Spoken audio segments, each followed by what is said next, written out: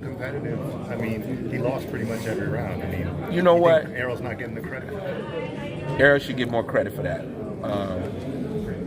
And I'm always relating something to something else. So let's just quickly say, if I had a young amateur that was coming along, and obviously amateurs don't go 12 rounds, but if I had a young amateur that was coming along and I didn't know what he could do, how good he could take a punch or anything like that, and we had a fight that he lost, but he was able to stand up to a guy, was a bigger guy, stronger guy, we would say, okay, well, we know that you can take punches, we can work on some things here.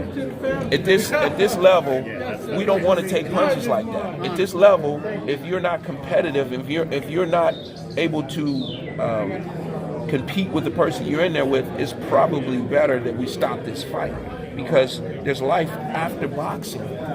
And if you're not protecting these guys for life after boxing, then you're actually someone who's participating in their health being diminished. And that's what happens. I don't care what sport you play. Football, running backs, the knees are gone by the time they're 26, 27 years old. Basketball, you ever seen Michael Jordan walking around? I've seen him walk. It don't look good, okay? Running up and down that court, your body takes a pounding. And boxing, this, over and over and over and over for years, your body's gonna diminish. And a fight like that, a lot is taken out of a guy. Who knows what he's got left after something like that. So, Having said that, do you think it should have been stopped? I would have stopped it. His corner should. I would have stopped it. I would have. I mean, because I understand that truly that this is going to be over with, and then you're going to say, yes, I used to box. So kind of rolling off of that and getting back to Sean, I mean, it was interesting that you guys came to Headbangers in a tough, hard training camp, but then he came out and boxed, he showed a new wrinkle.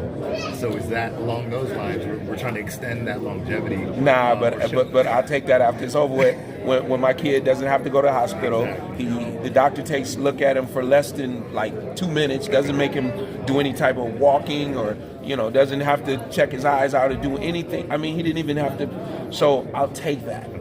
That wasn't what happened. That wasn't the reason that happened.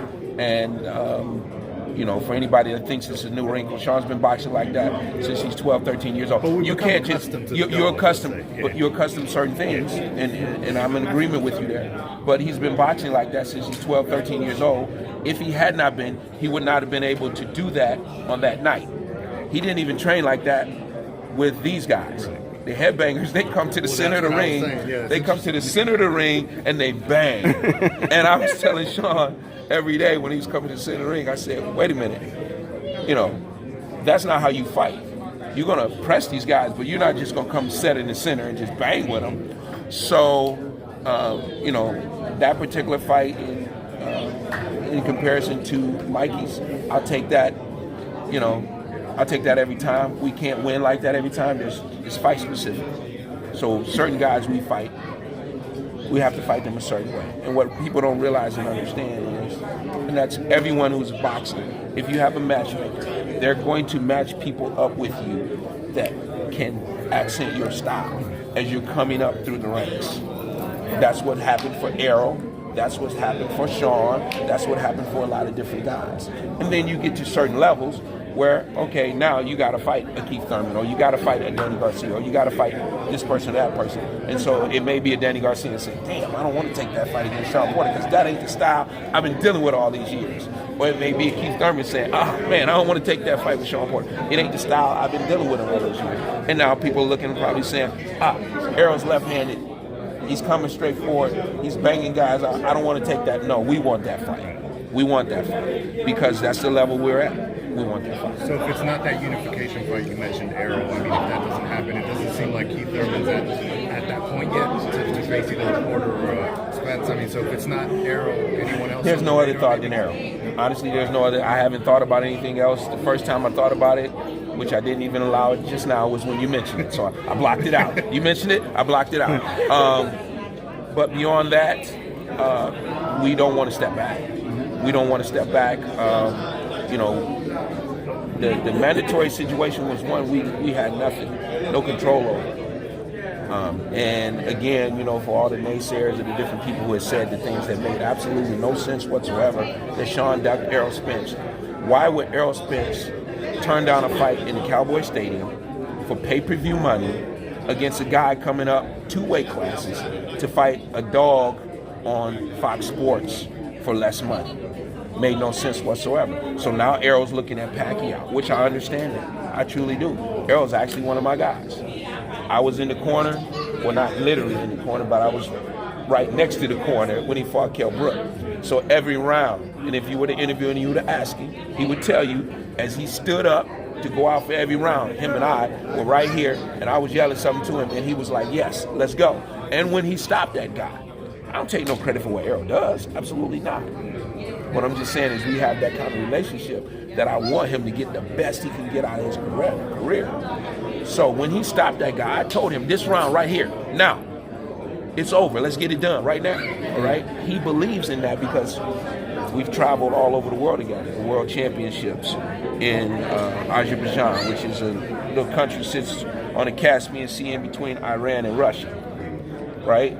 We've traveled together to Russia. Siberia is 30 degrees below zero, right? I'm his head coach over there. In the Ukraine, we did the same thing. So we've done these things and we've traveled all over the world. When he has great opportunities, I want to see him be successful. So taking that fight against Mikey was great for him. Taking a fight with Pacquiao is excellent for him. If he can pull that off, I want him to get it. Only thing I'm saying is, and same thing Sean said, if Pacquiao taking too long, don't look left, don't look right here, and let's get this done, you know. And that'll be the only night I won't be cheering for. So you guys still promoting? I know you started like promotion, Sean Porter. Well, you know, it's only when Sean is doing what he's doing, and then there's some different fighters that we've looked at to do some things with, and he just brought 2 guys to me. I noticed they stayed around. They was at the beginning of the camp, and then we came to DC and we worked, and we came back and they were still in Vegas, and I seen them like last week. I said, Sean, how come these kids ain't went home? He said, oh, I want to sign them. I said, really? I said, okay, all right, that's cool, you know. So that's what he wants to do now. He's got 2 guys, and it's funny because they're 23, one's 23, one's 24. The funny part of it is I started them off when they were 7 and 8 years old, so they're actually my babies. And then they grew up, and one went to college and got a degree, the other one went to the Air Force, and he came back, and then they turned professional, Jose and his brother David Rodriguez, and now they're pros, and they went around all the way around, and then they came back, and they're linking up with Sean. So I think it's pretty cool. Now, so we would promote those guys. Being on the boxing side, transitioning to trying to, you know, on the promotion side, how hard is that for you guys, since you know the ins and outs? You know what? Let me just say this. It's never going to be a situation where we go 1,000% into promotion. It's never going to be a situation where we're going 1,000% into management. There's never going to be a situation where I'm taking on 10 or 15 fighters. My man Barry does that up here with the headbangers, and it's unbelievable that he got as many guys as he got on the card on Sunday. I know he got the main event, the co-main event, and I think he got 6 bouts under that. 6. Yep. Is it 6? Yep. Okay, so I really actually wanted to dress like this on Sunday, but they've already told me they got a fit for me. I'm working. Okay. But that's what we do. But I wouldn't take on that. That's just way too much for me. So no, I'm not going to allow it to be that hard for me to be involved with promotions and marketing and management and training. I'll diversify and give something here or there, but you know, from the promotional side of it or whatever, we could take on someone if he's got the right character. But other than that, we can't take on insurmountable. What Barry's doing is unbelievable, and he's successful with it. He brings all those different guys in there, and from, I think the youngest kid that was working out with us was like 15 years old, but he's like a national champion 10 times already. Obviously, the oldest kid with us was Lamont. Yeah. Lamont beat everybody in everything, in every sprint, in every workout, in every bag drill, in every sparring session. Lamont was, and it's amazing to me. So yeah, we'll be coming back here.